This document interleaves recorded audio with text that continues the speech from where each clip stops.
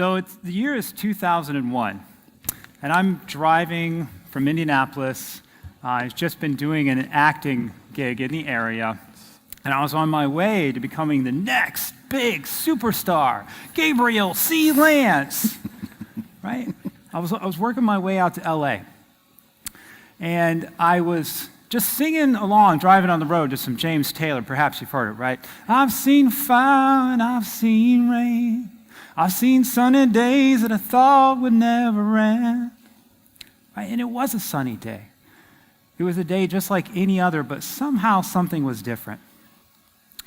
And then all of a sudden, up ahead, there's a bunch of cars. They all come to a screeching halt, and I slam on my brakes to come inches to hitting the car right in front of me.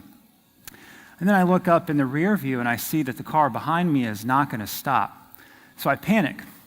And I try to get the car over into the emergency lane, but not quick enough. So the car just, bam, hits me from behind and catapults me off down into a ditch, busts through barbed wire fence, and I come crashing down.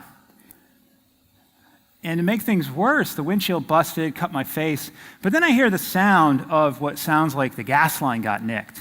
So I think the car is going to explode. And I just panicked again.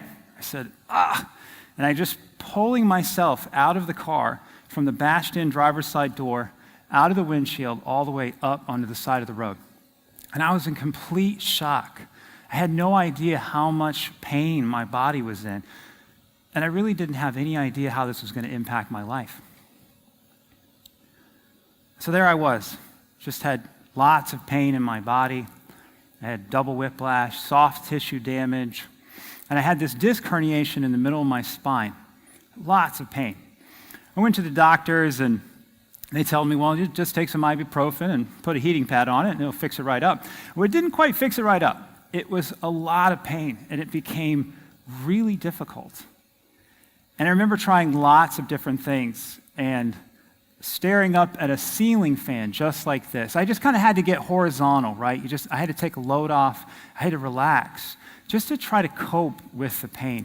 And I remember feeling that feeling of like, this is it, my life's over, right? How am I going to recover from this? It just felt awful. And because of this, I started taking copious amounts of painkillers. And it really started to be this downward spiral of not really feeling good and just trying to take the painkillers to mask the pain and just get rid of the pain. And it was just awful. And it became, probably for the first time in my life, one of those times where you feel the depression start to set in. And I just remember feeling just done. So flash forward, so now my acting aspiration, I go from back to being now behind the camera. And so I'm working and I'm making money. I'm working as a video producer, as a videographer. I'm working for organizations like MTV, and I'm working for PBS. Start working for Indiana University. Except the pain comes with. And I just remember trying all these different things. And I practically turned into a workaholic because I didn't want to deal with the pain. And I just started working 60-plus hour work weeks, just work, right? Maybe you can feel me. You just put yourself into your work because you don't want to be able to experience that pain. And I remember telling to my wife, I told her, okay, I got this game plan. I'm just going to work. I'm going to work 60-plus, 70-plus hour work weeks just to make a bunch of money, and then I can pay off our mortgage, and then I can retire at age 40, right? That was my idea, right? Great idea, right? And I remember she told me something, and it just hit, you know when somebody tells you something, and then it just hits you like, bam, like a ton of bricks. And she told me, she said, yeah, well, what's all that worth? What's all the money worth if you can't enjoy it? And I knew she was right. There was just this powerful sentiment for me, like, what's it all work if you're just working all the time and you really can't feel it? And I didn't want to feel it, right? I just was kind of disconnected from it. And so you all might be feeling in the audience like, wait a second, how does this have anything to do with our topic today of kindness and generosity, right? Sounds like, hey man, you got a bum rap. Had a lot of pain dealt to you. It didn't sound like you got a lot of kindness and generosity dealt to you.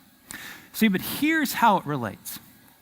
See, for me, this wound up being one of the most powerful experiences of my life. And it completely shaped the nature of my life and how I was connecting to myself. And you see, what I'm talking about is this term called self-care. And it's a powerful thing that's been around for thousands of years, but it's really starting to make its way back into the collective consciousness. And see, a lot of people think self-care, right? You might be thinking something like a nice cold beer and a pizza, right? Sounds good, right? Little food reward, right? Makes you feel good. Others might be thinking something like, let's get a massage, maybe a spa treatment or some aromatherapy or something. And then for even others, you might be thinking something more like Netflix. I want to just, curl up on the couch and, right, watch a little bit of something, entertain yourself. And for some of you out there, you might have no clue what I'm talking about when I say the word self-care. And you see, for me, what I learned about self-care and how to really be kind and to be generous to myself was really this process of learning to listen to myself on a very deep level. It was really about tuning in to what was going on, listening deep to myself, listening deep to my mind, and really listening deep to my body, just tuning in. And it was really this process of changing the relationship that I really had to myself. And it was really a process of changing the relationship that I had to my pain. And it was also really this changing of the relationship so that I could learn how to take care of myself, right? Self-care. And so I want to give you a metaphor. So it's really like, if you know what the symbol is, it's really like the metaphor of maintenance on a car. And if you know this symbol, this is this check engine light. And for a lot of us who drive cars, you see this come up on the dashboard, and you really know, oh, right, I got to take the car in, right? I got to get some maintenance done on it. And what I'm saying, to make this comparison, it's the same thing for ourselves, right? We need maintenance done on ourselves, right, on a regular basis. And so it's really a symbol. It's really telling us to pay attention right here, right? What it is this pain that's going on. I really think it's this warning system that comes, just like that check engine light. And it's really telling us like, hey, wait a second, pay attention right here. Oof. Or pay attention right here. A little stressed out. Or pay attention right here, right? And the thing is that many of us, we choose to ignore this warning system. And oftentimes it leads to really, really bad consequences. Why? Because it gets worse. And really, what I learned about self-care was really not that I had to go to somebody to fix me, right? And trust me, I did a lot. I probably spent tens of thousands, maybe even over $100,000 some dollars of going to different people to fix me. But here's the thing. What I really learned was how to fix myself, right? And it was a process of learning how to, it was like me paying attention to me. That's what I needed. I needed to learn to be kind to myself. I needed to learn to be generous to myself.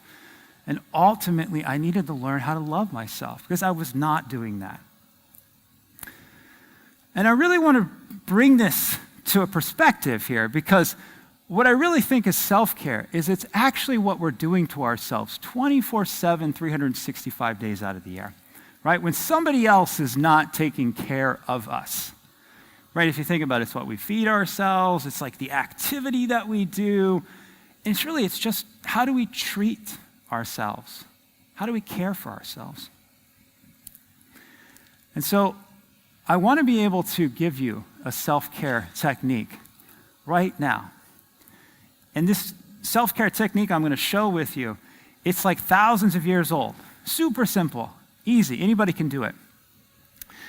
And we forget about it, and we forget about it because, well, we can, right?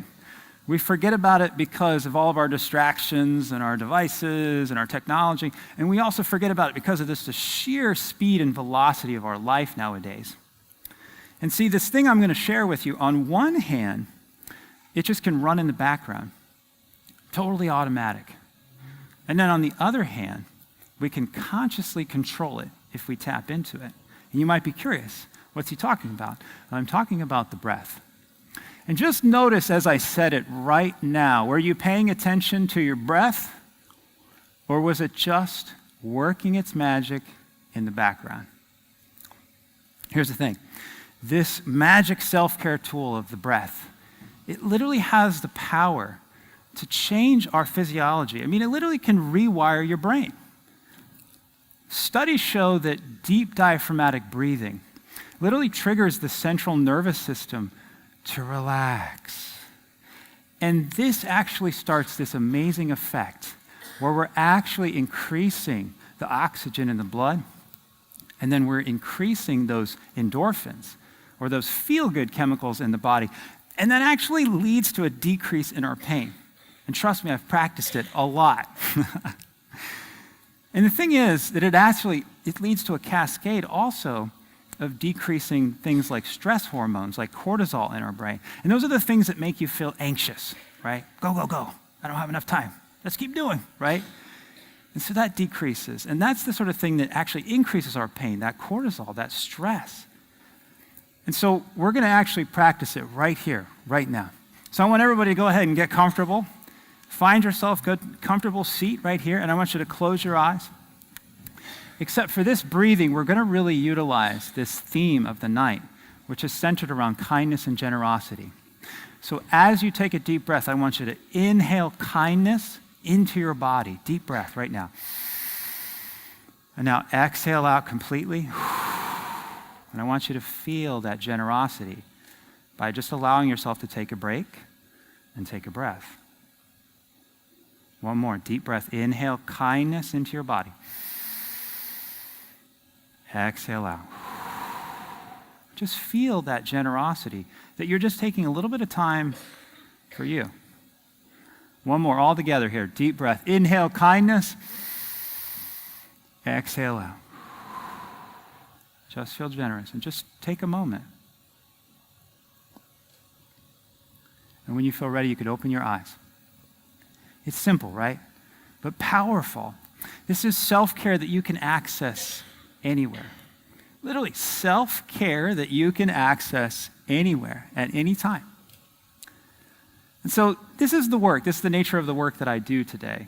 As I'm working, helping with clients with chronic pain, helping them to be able to overcome and erase their pain permanently by utilizing simple and powerful self-care techniques just like the one that you got to experience.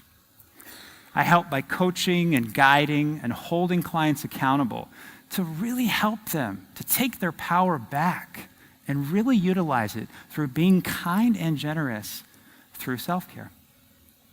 And I want to bring this full circle because for my story, self-care and this lens of me being kind and generous to myself really helped to change my role of being a victim into being a key player in actually being able to do something about what happened to me in my life and what happened with all the pain. And it literally shifted me from being this total workaholic into having that work-life balance.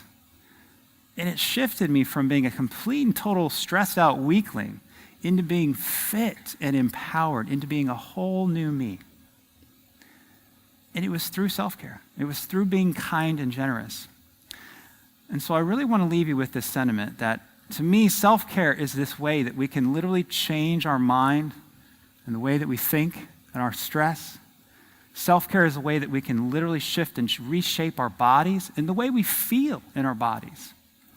And ultimately, self-care, I believe, is a way that we can completely reinvent and reshape our life. Thank you.